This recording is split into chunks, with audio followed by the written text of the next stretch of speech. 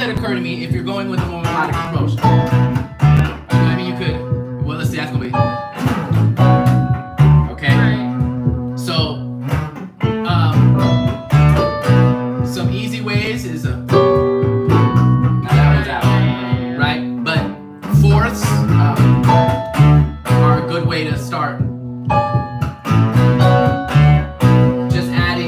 We're just adding some harmony to the equation, right? Yeah. And I would start thinking like, okay, so how can I create some structures? So that's one way. You could keep that going. Now it's gonna sound jazzier though, right? You could be like, right? Right. So that gets out pretty quick. But where are we at? Maybe even doing something like this. You could also do seconds. Right. Okay. So a lot of times adding like a colored tone to a structure like a fourth or a fifth, right? Oh, I'm not. Okay, that's right. So right. Well, this is gonna be weird. But it's pretty, right? And this is even without us knowing like. The structure, but the parallelism of it creates a right, and then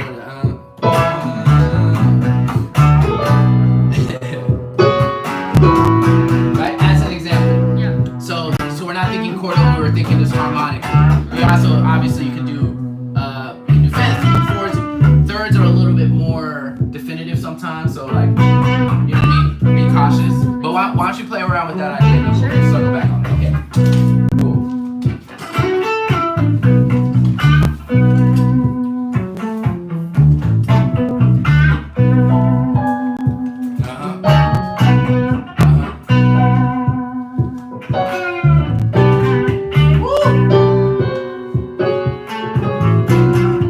Yeah, don't be afraid. Yeah, just find the shapes that feel good to you.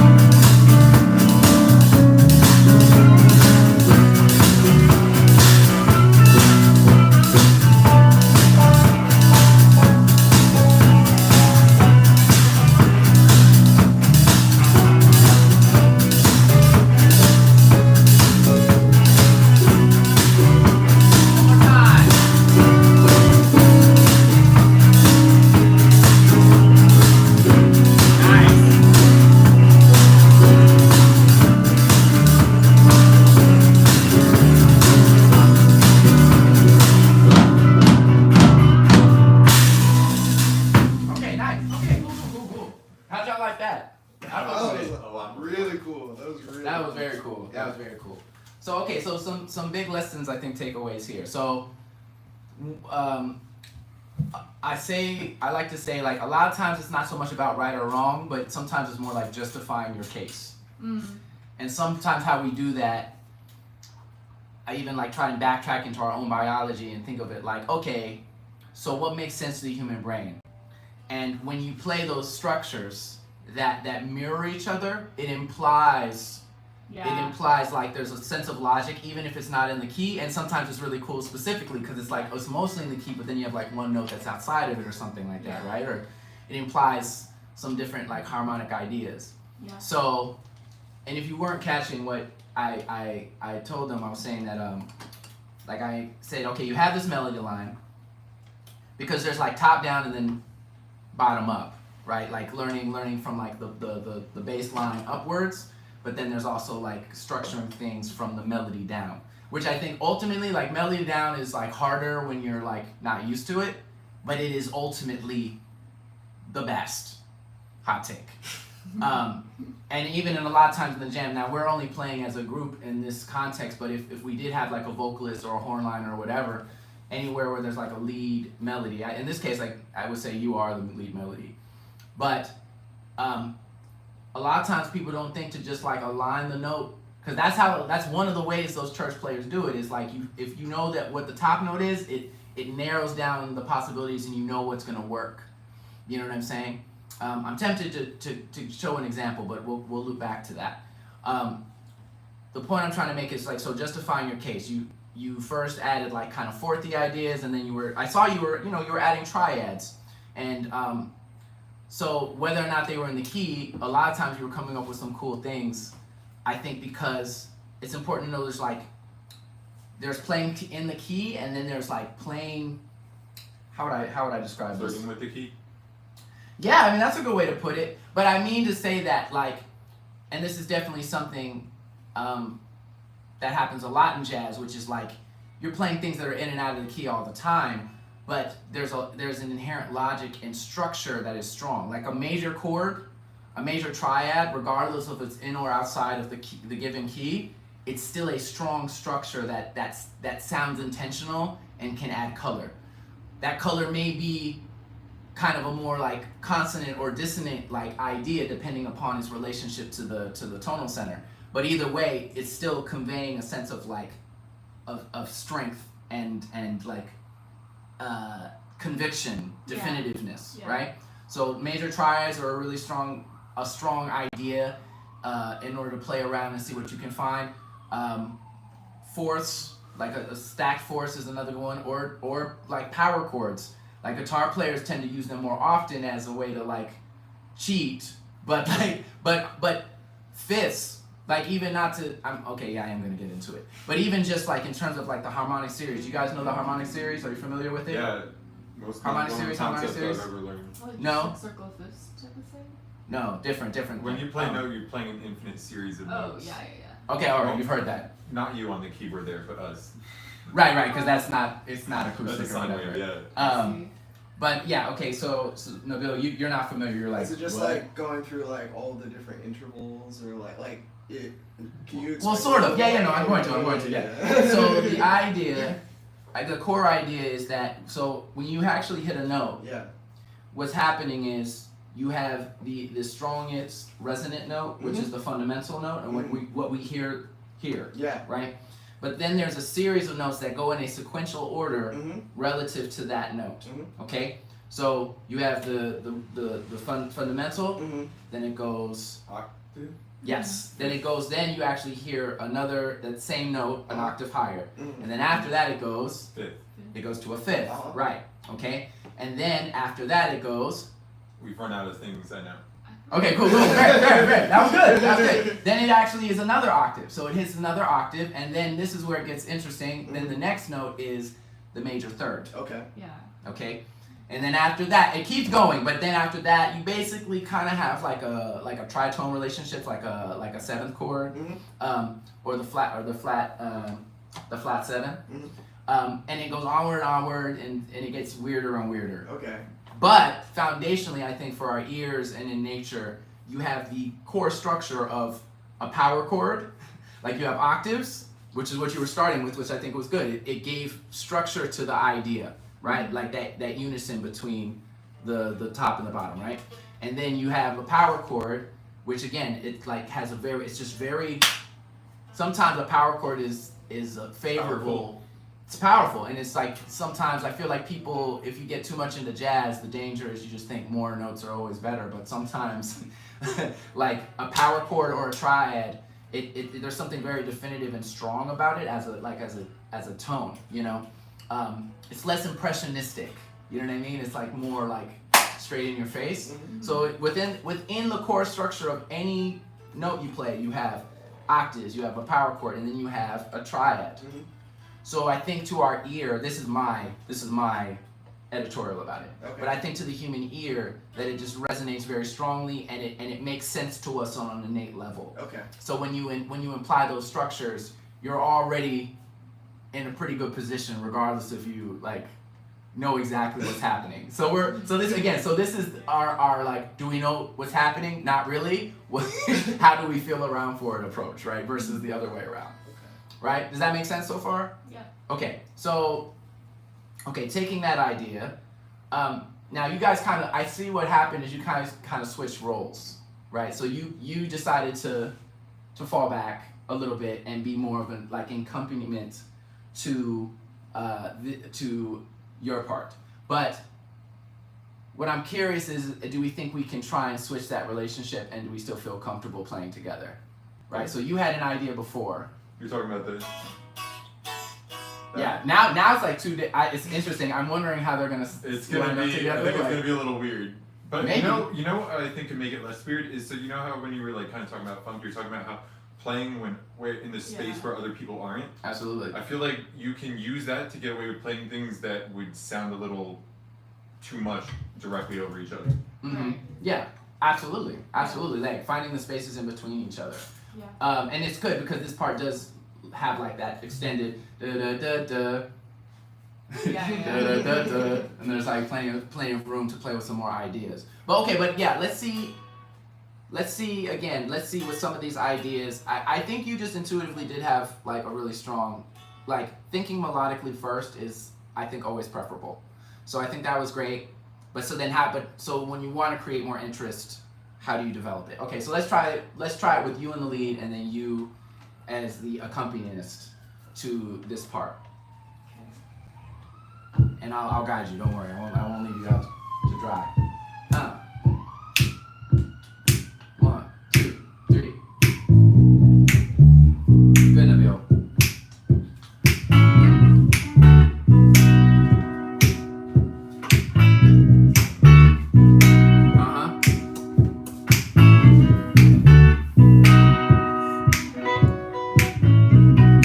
Nice, Brian.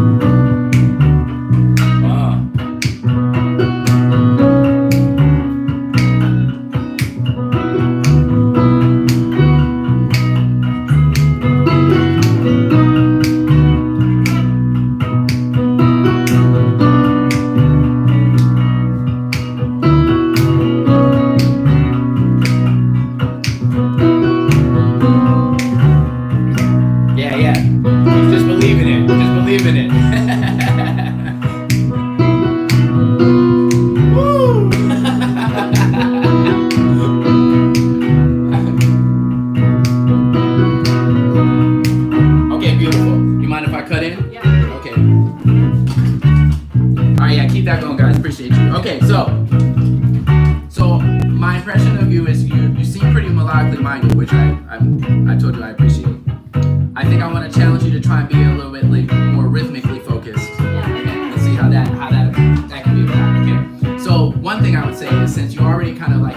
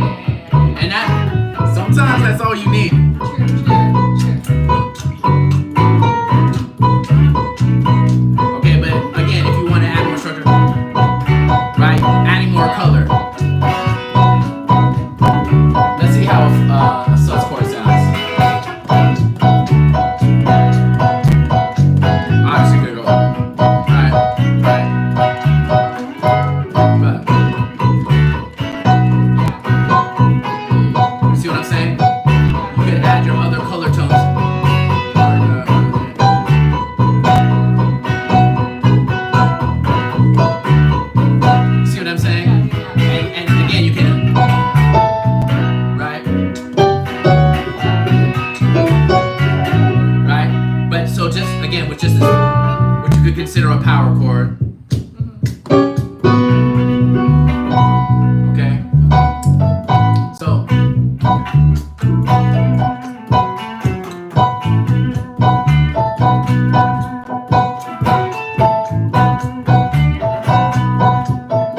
Right, and that's just one shape, right? But obviously there's infinite variations.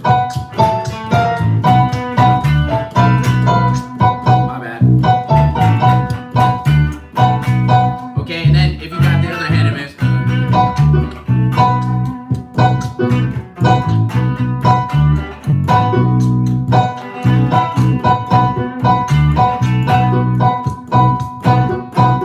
See what I'm saying? And mirroring and just mirroring the hands.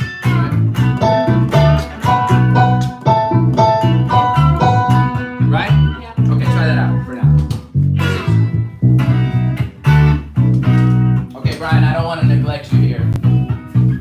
I'm having fun. Okay, good. That's the important thing. Okay. Yeah, go for it. Don't wait for me.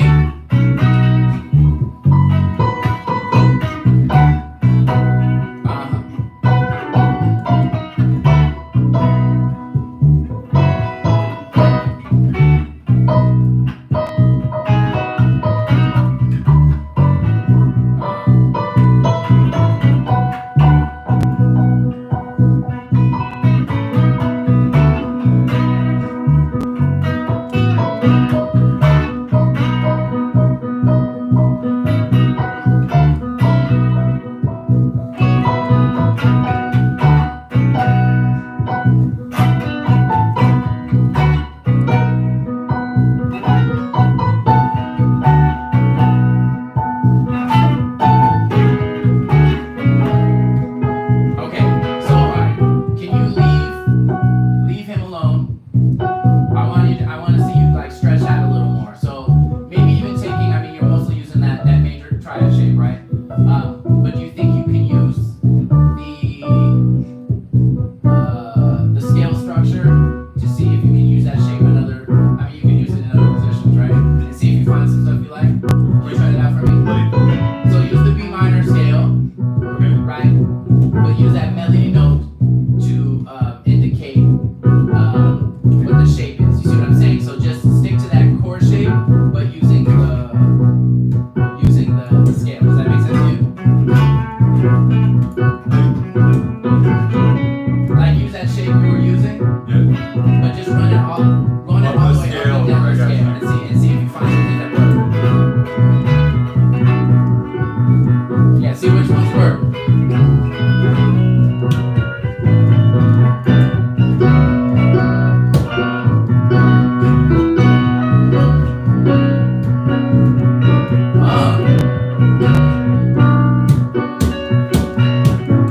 Lisa, can you do me a favor? Just stick to like for now. Just like do a power chord over B minor. Can you do that?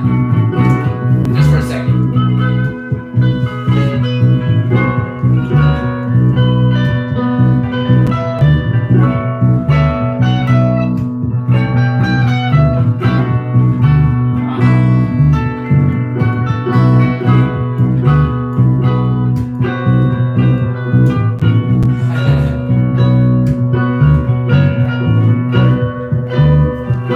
Okay. All right. So here's what I'd like to happen. Good job. You're holding it down. So now it's getting a little washy, which is good. This is it's a vibe. It's a vibe. So we had a more definitive like relationship between the two, but I want to see how well we can try to create some like floating between the two of you. So as you're seeing, like we're like on both sides, I feel like you're creating some very different like coloration and texture, right? By just the only strict idea being using the major shape in your case, right? And for you, I was having you do more like power chords, right? But right. So if we're saying, what are we saying? I'm saying, what am I saying? Yeah, I'm saying, right?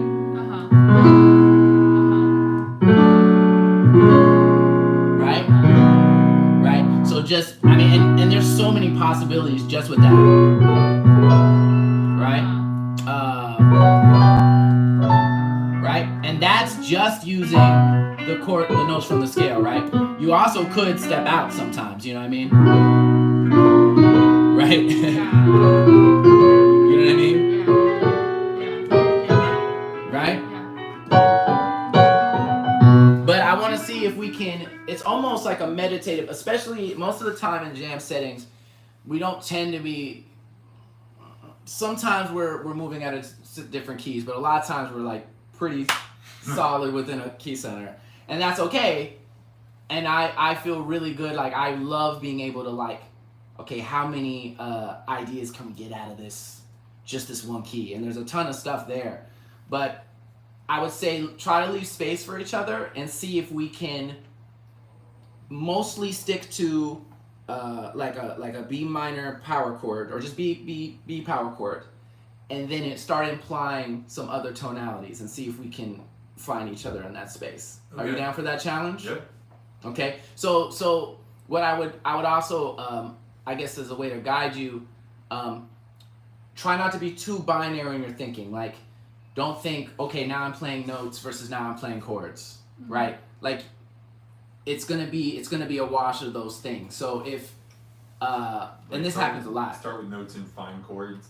Right, or sometimes, because again, like if it's almost like a checklist that I have in my mind, depending on like how confident I feel, how well do I know what's happening around me. But like, if somebody hits something that I don't know exactly what it is, or I'm not confident, then I may just go back to notes, because I know that one note is way more likely not to clash terribly versus if I take a really bold stance and play like a really intense shape. Yeah. There is also a world where I will just add, just as a side note, like if someone does something that sounds spicy or out, I love that, because to me the idea of out has a lot more space. Sometimes when you're trying to be in, that makes it a little more challenging to make sure that you're lined up, because it feels like you have to be more precise. But if someone hits something that's dissonant, you have a lot of free reign to like explore ideas and try something out, and just kind of go with the energy of the structure versus, you know, having to exactly hit what they're hitting, you know.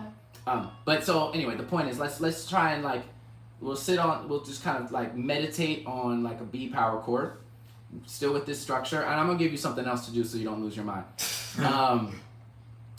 But one of you try to imply a chord shape, and don't try not to abandon the idea. Like imply a chord shape, and then see if you can like accompany it or find some space that also works for the other person. You see what I'm saying? So try and have a conversation. I know this maybe feels incredibly abstract, but let's try it. Are you comfortable trying it out and seeing what happens? Yeah. Okay. Let's try it out, and we'll come back. Okay, now I feel like you've been locking it in. So now I want you to try and, now again, thinking rhythmically. Yeah.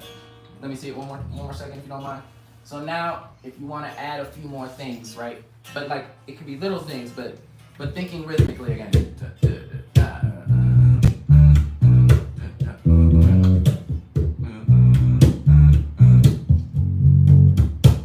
Right?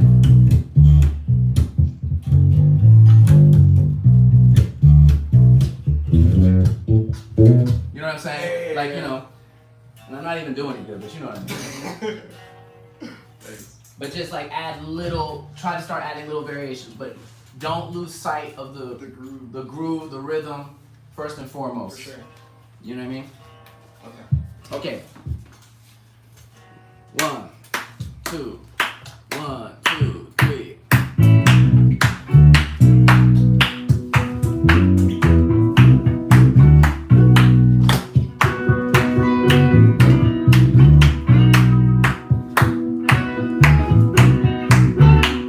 Okay, right, I'm saying, so lose the pattern, and I want you to see if you guys can find each other.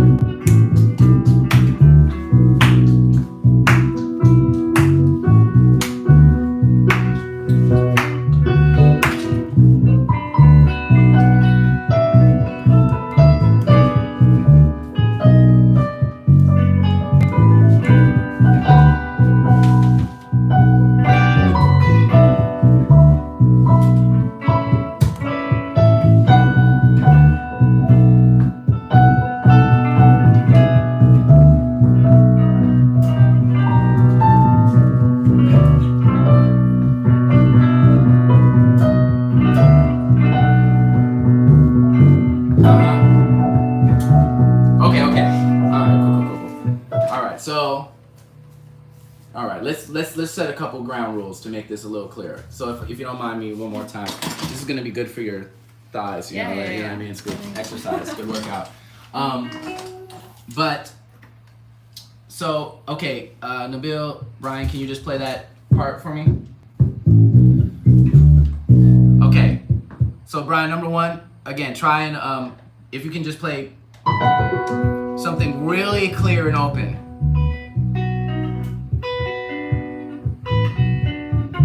So what I'm doing, by the way, there's no thirds in that. I'm just playing ones and fives, right? Okay, we'll have to figure out 1 and 5.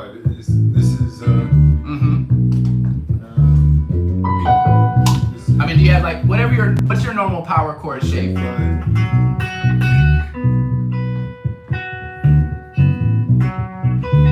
Okay, so I would recommend getting comfortable with your like 1/5s all the way up, or even if you're just playing octaves across the entire fretboard, right? Because you again, can find the 5 right next to the octave. that's true, exactly. Right above it or whatever, or below it, depending on. But the idea being, again, thinking like zoning out, like we can get so distracted by like chord types and colorations. But to me, this is like a clearing or cleansing, right? This is the palette cleanser. It's like, okay, so you're creating texture, you're creating like some motion in the music, but not making necessarily a strong statement, right? So when you, especially in a situation like this, when you have two harmonic players, and this happens all the time, and I almost want to die, but I'm here. Is everyone's making really strong statements at the same time, and that's when we get into the mud, that's when we get into the clash. But if we're both, number one, so just try and play some of those just octaves or 1/5 kind of vibes, right? First of all, like even us doing that,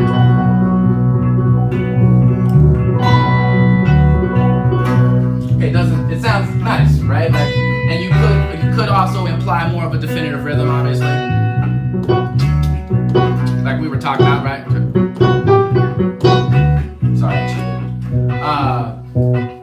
But so I want you guys to start thinking that way. So find again, this is your 2-step now. Your 2-step is, okay, so what is the most like ambiguous, like leaning into ambiguity, so that you can find each other and find ideas that work with each other.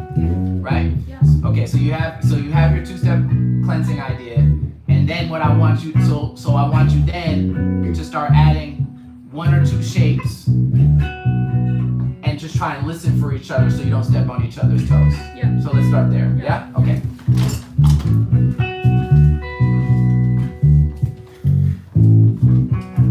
I hear you, Nabil. Yes.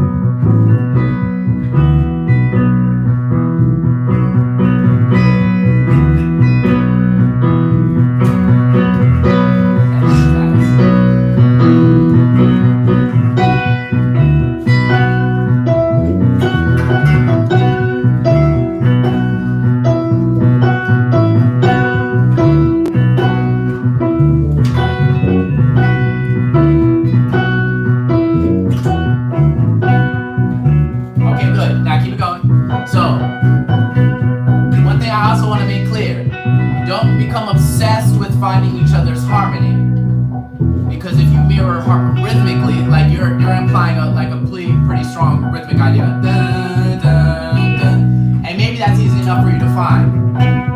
But anything you play that is mirroring it rhythmically will just become a harmony, right?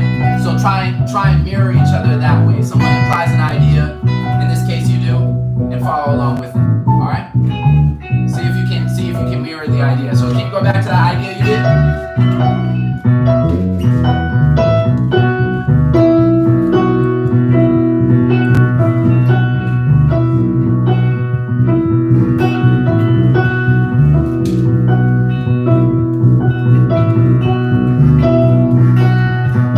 now try to harmonize.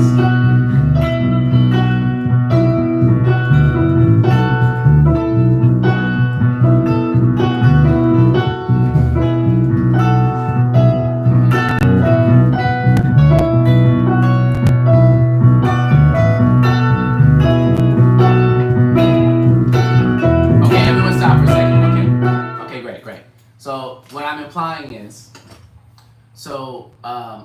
if you knew the relationship was like a whole tone, right?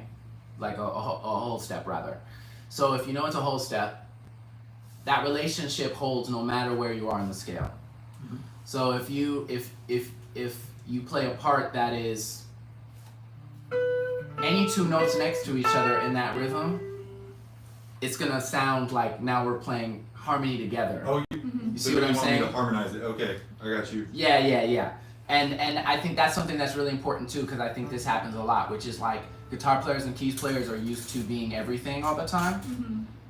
You don't have to do that. And also, a lot of times it's like, this is why I'm glad, like I think a lot of my perspective comes from being a producer, because a lot of times if you move the harmony across a variety of instruments, like orchestrate it, that can sound really nice. You don't have to put all the pressure on yourself, and oftentimes it's a bad idea to do that because that's how we clash. So if you're playing one or two notes and then you're playing one or two notes, oh, that's a seventh chord or a 9, or like, you know what I'm saying? So why don't we go back to that idea if we could, and see if you can like harmonize along with you, and then like switch roles. Yeah? Okay. 1, 2, 3. There.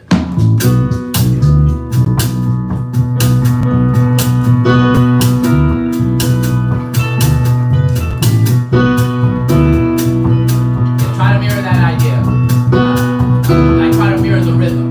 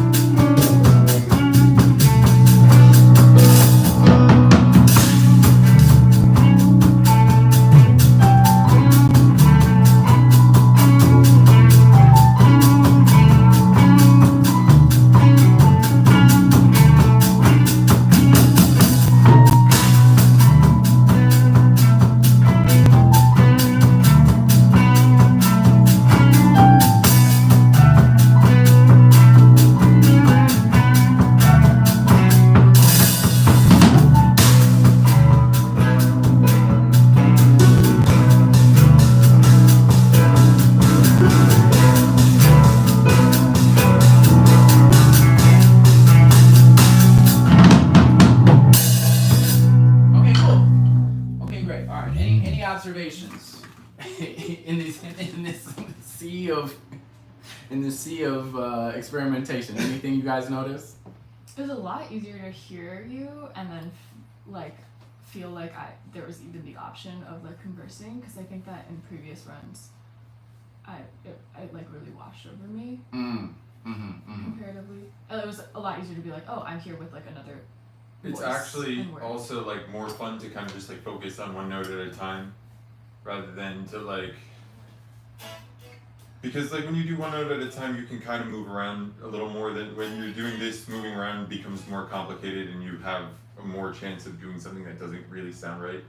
Whereas like with one note, if you play like a wrong note or you play something that doesn't really fit rhythmically, you can like recover from it more quickly. I feel like when you play chords, it's like more committal. Like you're just Yes, and that's super important, I think, and that's a really great point from like a jamming perspective, right?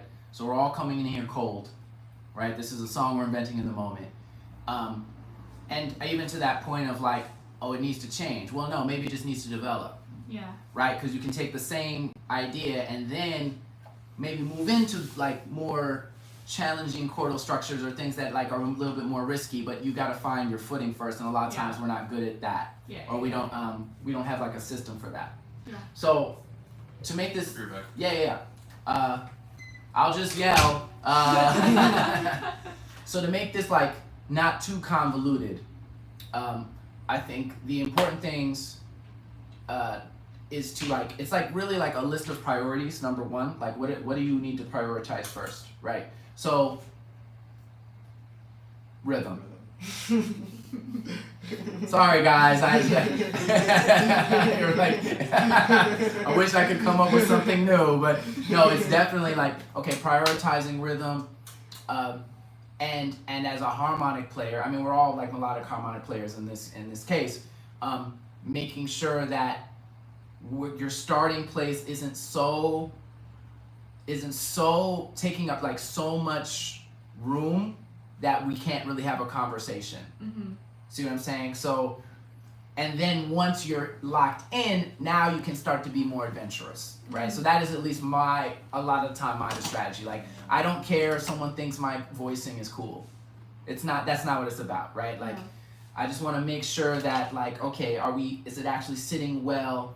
So you think rhythm, then I'm thinking melody, and then we can develop into like harmonic ideas. But like, if you have a bunch of harmonic ideas that are just, you know what I mean? Like, what are we doing?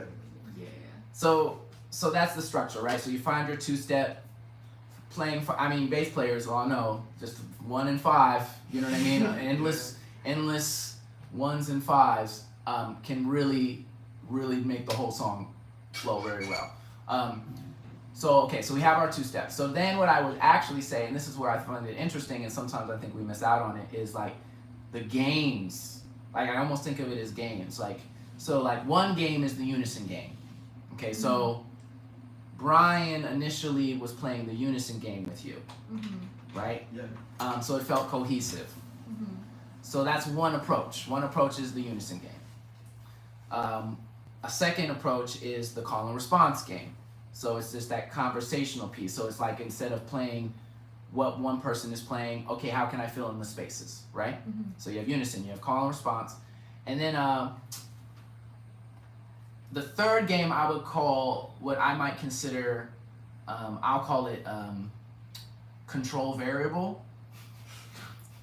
So or stable and moving. So if one person is like locked in, it gives the other person the opportunity to be more mobile and try some ideas that fly around it, right? So, and I'll give an example. And this is my shit. This is an exercise that I think benefits everybody. I would recommend it. Is I do this a lot in the jam, right? Like, so if there's so we're in B minor, right? So an exercise I would do by myself is I would try to find harmonic ideas that all work with that note on the top. So I might do something like, okay, so we're whatever. Okay, and it's gonna get a little crunchy. Okay, maybe I go here. Okay, okay,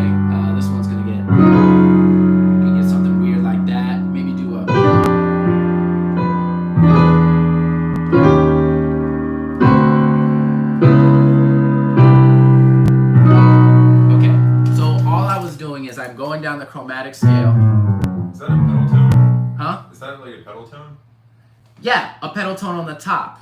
So, you know, people talk about pedal tones going low, but I love pedal tones just like on the top, and that allows me to like play with these ideas. And so again, so I start, you know, you can go up or down, but you know, fine. And there's like a million things that can work. You gotta find your own shapes.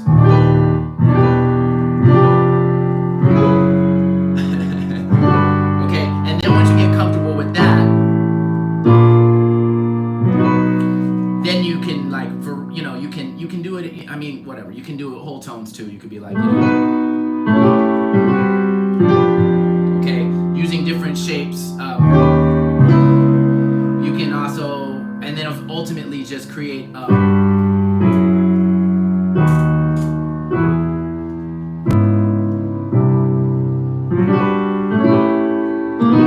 Like randomizing the patterns.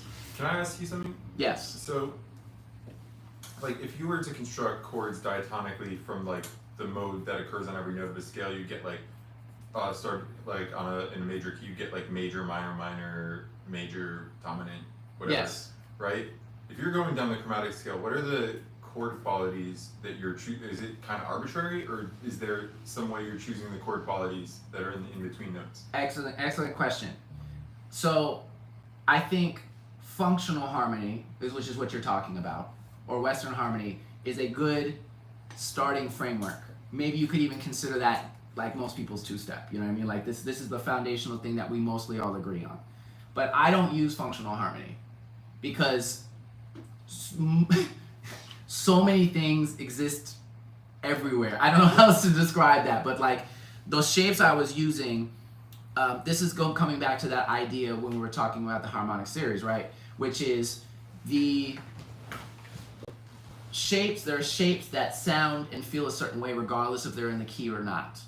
Okay? So you can play to the key, or you can play to the shape, or to like there's any form of patterning you can create. Okay? So that's to say, what I was doing, not to like fly over your head with all that stuff, right? Like so here, let's just say, let me say I'm going up the chromatic scale. So that's B minor. Then I move up to, I decided this is C, which is not in the scale, right? But I decided, okay, I'm gonna do that's a C major 9, right? So a major 9 shape is always gonna have a brightness to it, regardless of if it is inside the key or not. So it's a shape that I can rely on as a smooth chord or a passing chord, as a transition inside or outside. Major chords are like that. Minor 7, minor 9 chords are also like that. Sus chords, they're like sweeter sounds regardless if they're inside or outside of the key. If this is like, you know, feel free to ask questions, but there's certain shapes that are really sweet, and then there are songs that are more dissonant or ugly or aggressive, you know, altered dominance and diminished chords and things that are more abrasive sounding.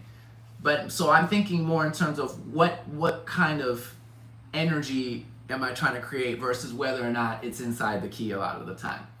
If as you play, you're gonna know, you're gonna like, yeah, you have your fallbacks, you know, like, right, like obviously again, okay, B minor, yeah. Like you know that's gonna sit well and that's gonna work fine, but then you can also just find shapes that work and feel like they're transitioning to each other smoothly. Does that make sense? Mm-hmm.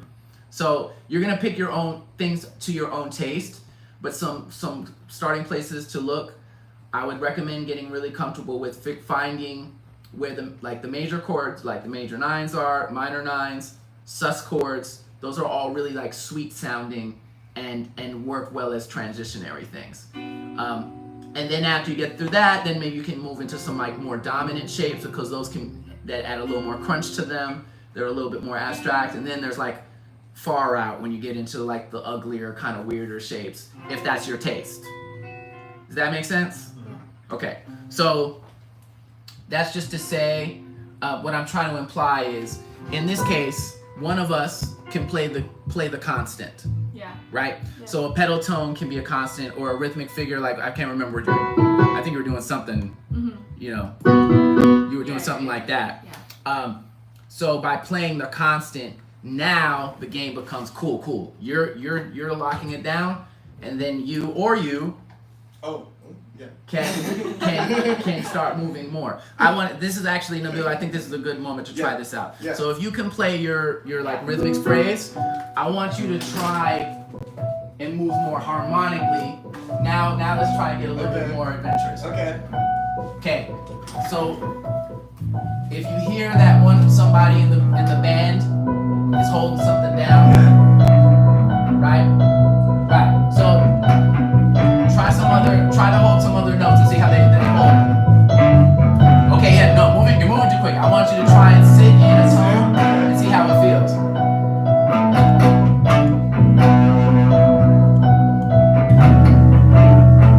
Sit on it, yeah. How's that feel? Okay, now just move down one. Okay, do that one more time. Go back up.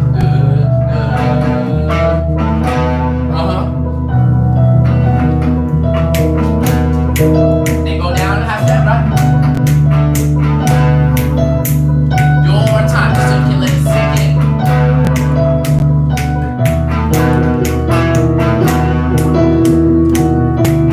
Okay, good. Now go back to the root.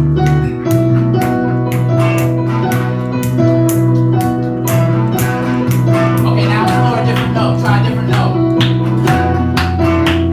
Okay, yeah, let it rock. Now resolve it.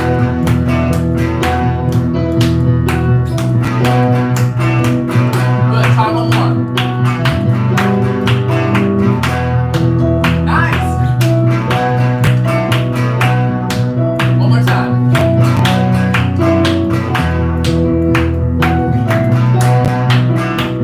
Okay, good.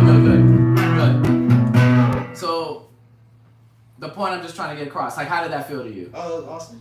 Okay, That good. was super cool. I love when basses do that. Like, that's my favorite bass thing. Yes, 1,000%. Yeah.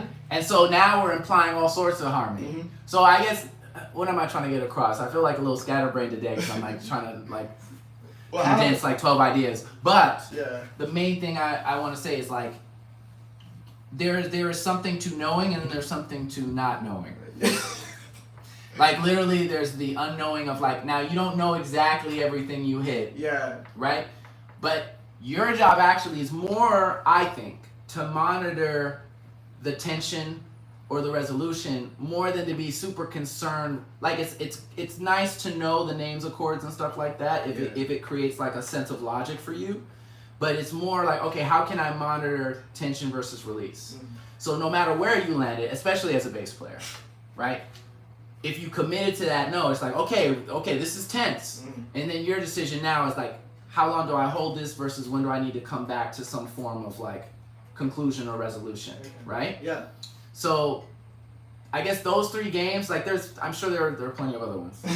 But the unison game, I feel like sometimes we get either obsessed with the unison or not even. I get people, in a way we get obsessed with the unison game, but in a way that's like not helpful. Like everyone's like, what chords are you doing? It's like, okay, like it's nice to know that, but it's more important to create a sense of unity. I personally think that what we like musically is a reflection of nature, like how we see reality. Like so our brains respond to pattern. It responds to I think our brains respond to the idea of unity because we like that. It's like, oh, these things, like, you see those videos where like someone puts like a block like perfectly in a space. You know what I'm saying? It's like it's like the most satisfying feeling. Like why is that? It's like your brain's like, oh yes, yes, completion. So I feel like unity, creating unity, and sometimes that means like, again, and this is where the ear training comes in. It's good if you can like get a sense of how to like mimic something and not necessarily add anything else, but just mimic it. And then there's a world where you develop an idea on top of that. You have the call and response, which has some freedom because then now you guys can bring different ideas and not be so like that has more space for you to create without like getting super caught up on what the other people are doing, as long as you're finding an empty space. And then this concept. So you definitely, this is probably maybe the most fun for you as a bass player because if anyone locks in on this level, and even if you request it, like can you hold a pedal tone? Yeah. That's gonna allow you to create like a whole new chord progression. Wait, Yeah. question. Yeah. Pedal tone. I didn't get to ask earlier. What is that like? What does that mean? Okay, so how would you describe a pedal tone? It's typically like just one note that just gets repeated and held. Oh, Could Yeah. get held, could get repeated, but I was just like a drone, kind of. Yeah, of it's like something that drumming. goes while something else is Exactly. changing. Okay. So it kind of like provides like contrast of these are the changes against this note. Okay, thank you. Sorry, I didn't mean to interrupt. No, Yeah, of course. yeah, No, thank you. that's an important question. Yeah. So when someone hits a pedal tone, that allows you to start manipulating all sorts of things. Now, I couldn't tell you either. I don't have perfect pitch. I don't know all of the changes you were hitting. I just knew when it felt like, oh, okay, this needs to like resolve, Yeah. or like we could like amplify the. Sometimes you can go farther into tension. Oh, You know what I'm saying? yeah. But you saw in most cases if you just move down a half step, now we're like, ah. Yeah. And then when you want to come all the way home, back to the beginning of the story, Let's go to the you go back to the root. Okay. Right? So it's like, these are mostly the things that are running through my head when I'm trying to jam. Okay. Does that make sense? Yeah. Okay, any questions? Okay, so the 3 games. First one is unison. Mm-hmm. I remember the third one is when someone's holding something steady, then you can like mess around. Right, But the or vice second- versa. Or vice versa. Right. And the second You be one, the steadying force. Yeah. Yeah. Which would usually be me, right? So, I mean, it depends. It Okay, depends okay. on the context. You know? Okay. But like, yeah, a lot of times the bass player's role is to provide Stability. stability and foundation. For sure. But great bass players know how to step beyond That's what that- their general. We were talking about that last time, right? Like, your instinct was like, I want to hold everything together, which is Yeah. great. But then a lot of the bass players we admire, I guess I said Thundercat or whoever, like, there are people who know when to fly. Yeah. You know what I mean? And For sure. allow themselves to play the role maybe what a guitar player would play, or like getting Yeah, but into the you mindset. also need you need a band that's Yeah. ready to hold it down for Yeah, you. Yes. If you're gonna fly. exactly. Yes. If the band's not ready to hold it down, the bassist shouldn't fly. Mm, Yeah, fair. interesting. And I think that's the thing. To me, maybe that's the most challenging thing about the jam is because you're relying on each other a lot. Yeah. You know what I'm saying? So finding ways to communicate with each other and also to be like firm in your decisions. Like there's like a lot of like negotiating actually that goes on. Like I'm actually, because I'm running the jam, people are mostly like, all right. But if I go to a jam where people don't know me or they don't know if I can play, like the entire power dynamic changes. Yeah. That's a whole nother conversation. Just like all the power dynamics in the space. But being able to exude like a confidence and control over your space in the music, like this is where it really sits. Like I could go more in detail about music theory and some of the things, and I'm happy to do that if you guys have specific questions. But it's where I think the more important thing is like, okay, how, again, zooming out on the microscope, like how do we actually like control space or like play in the space together, you know what I mean? Like as opposed to being so locked into technicals that we're not actually playing. You know what I mean? Yeah. Agree. Like the word is play for a reason. Yeah, You know what I yeah. mean? So like what allows you to have less restriction on yourself when you're playing. And like sometimes playing melodically is one of those things, right? Like not bogging yourself down with like too complicated of a shape and so more interesting things can develop, but you have to have like if you're bogged down all the time, like how well are you going to be able to do that? That's fair. Okay. Blah blah blah blah blah. Why don't we play? And let's take this core idea, but let's see if we can let's try and synthesize a lot of things were discussed here. Okay. But let's create, we have a groove. Let's take this 2-step idea and then see if we can start like playing some of these games with each other. Yeah. Yeah? Yeah. Okay. Let's do it.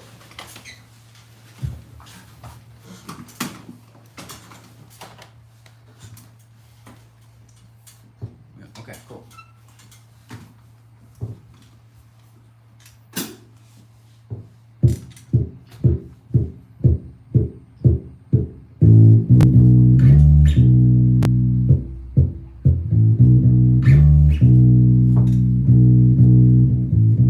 Right, and don't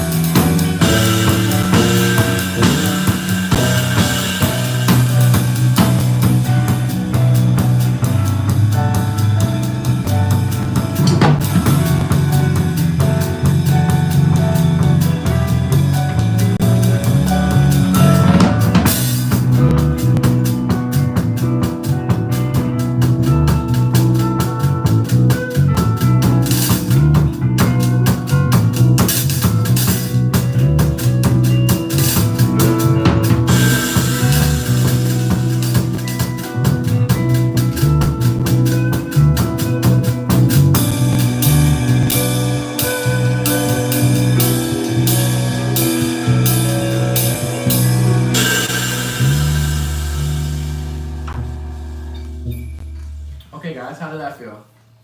That's cool. That's cool. Cool. We went from like classic rock to Radiohead.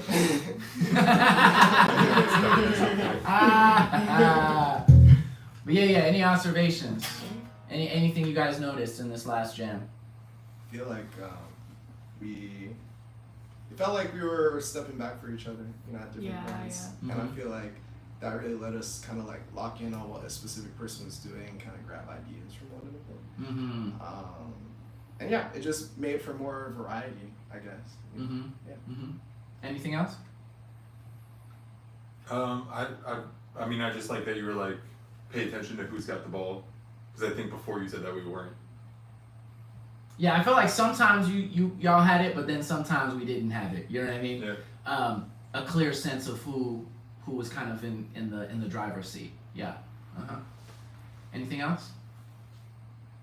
Unfortunately, I have to. All right, no, I think this is a good ending point. But yeah, just I guess in conclusion, I want to make sure, again, I always try to make sure everyone walks away with a seed. So Brian, for you, what did anything lock in for you? Like, what is your seed, or what are you taking away that you want to work on? I have something in my head, but I don't know how to articulate it. Give me a moment to think about it. Okay, sure, I sure, really sure. do have to like run like right now though. Yeah, no, do your thing, do your thing. I can always text you or whatever.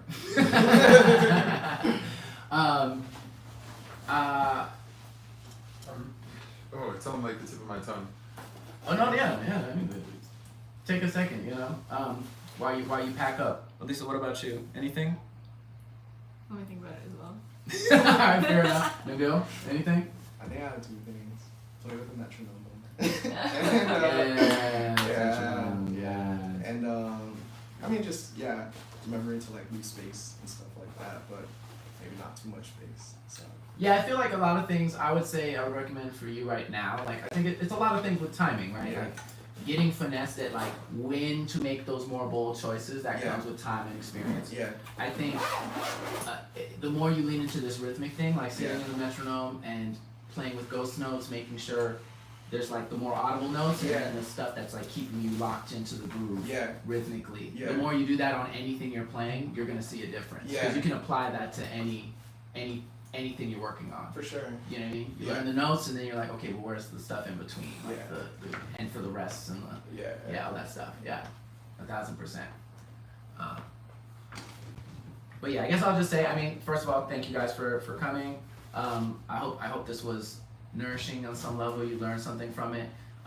But yeah, I would say like try to start like applying these ideas to when you're playing, and you can start like making these kind of decisions with each other, right? Like the call and response is a piece of it. You know, like making a conscious decision to unify with each other, or to play a stable or a movement role inside of the music. I think those are like some really good principles to like focus in on. And also maybe I would say, maybe most importantly, figure out what your comfortable two-step is. Like what are the patterns, the simple patterns that are like the clearing. We said like a cleansing, like just the things that allow you to occupy space, like you're holding your space, but not necessarily being too like intrusive on the music until you figured out like what you guys are doing together. You know what I mean? I'm so sorry. I don't mean to be rude. No, that was designed as an ending. But good night, everyone. That was a lot of fun. Appreciate Yeah, you. it's awesome. I'll bet on you. You appreciate you, bro. But yeah, did you have more thoughts? Did it come to you? I think my seed would be adding color to melody, like the ways to do that, and also the idea of like sticking to fourths and fifths as a way of being like harmonically in the background, like keeping things ambiguous, choosing to do that versus not, like the same concept of like stepping in versus staying back, but like how do you apply that harmonically? Yes. Yeah, absolutely. Yeah, and it's a great safety valve to have. Like, you know what I mean? Like if you're ever like, you can like, so you feel like you're doing something, you're holding it down, but it doesn't, you know, you don't have to like worry too much, like, you know, stepping on toes. Yeah, exactly. Yeah. Sounded great though, and I feel like I saw you getting more confident. Yeah, definitely. In controlling the. Yes. Yeah. As we kept going. Cool. Yeah, and it was very helpful to have like, just as we worked through it, getting like, okay, try to have one person take it and then another person, or like meet at a unison and then have one person split off and then hold it and then the other person split off. Like having those directives and then knowing that I can expect that from everyone else as well made it like easier for me to play my part, because I think otherwise it was very easy to kind of be in between, or to be like, I'm gonna hold it down and like see if there's a chance for me to not do that, but then like never clearly hearing that there might be, or the opposite of that, where it's like, right, you know what I mean, just like being like, okay, we're all on the same page that like one person's gonna do something and then at some point they're gonna hand the mic over to someone else. right. Like we all share that expectation. That was like very helpful. Yes. And maybe I'll add one last thing just to consider, because I mean, not to overwhelm, because I think the idea that we all know what we're doing is really important. But then there's a world where someone isn't paying attention. Yeah. Or Totally. really doesn't know what they're doing, and that's. But this is also, I think, helpful for this too, because I find myself in a lot of instances at the jam where I'm like, okay, maybe someone's a little less experienced, or maybe someone's being a dickhead. I don't know, like, you know what I mean. But someone's so in their world, or not paying attention to what's happening. Yeah. And developing the instinct of knowing okay, when to fall back. Like I feel like a lot of times in these sessions we can get so caught up in trying to assert ourselves. Yeah. That we can lose track of the music. Yeah. So if someone is taking up a lot of space and they're not doing what we're doing here, Yeah. it happens. Yeah. Often. Yeah. Still, then again, you're like, okay, cool. I know I have my fallback. I know this is where I can sit in the music to listen. Yeah. And allow the music to breathe, even if I'm not getting help from my lab partner. Yeah. You know what I'm saying? Like. Yeah. Like. Totally. So that's the other hidden variable, like the chaos quotient. Like, all right, how do I like adjust for like the unknown part of it? But yeah, cool. Yeah. Cool. Yeah. So yeah, again, you know, don't be in a rush. Thanks for coming. I'll send the Venmo to everybody. You know, appreciate y'all and hope y'all come again. I see the development. I see the growth. You've been doing plenty of work. You said it must have been like six. Like how long have you been playing now? 6 months? 7 months. 7 months? Yeah. 7 months. Yeah. You know what I'm saying? That's Like, come awesome. on. Thanks. No. I really down. see it. I really Sounds see you great. working. Yeah. Yeah. Man, so. I get a teacher soon, so. Okay, you're gonna have like just like look. Here's a pattern. Oh yeah. Base efficiently. Just Yeah. base stuff. Yeah. YouTube University over here. So. Dude.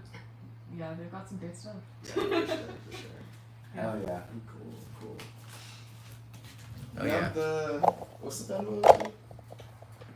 The Venmo is Zavin Plays. Zavin Plays. Bye guys.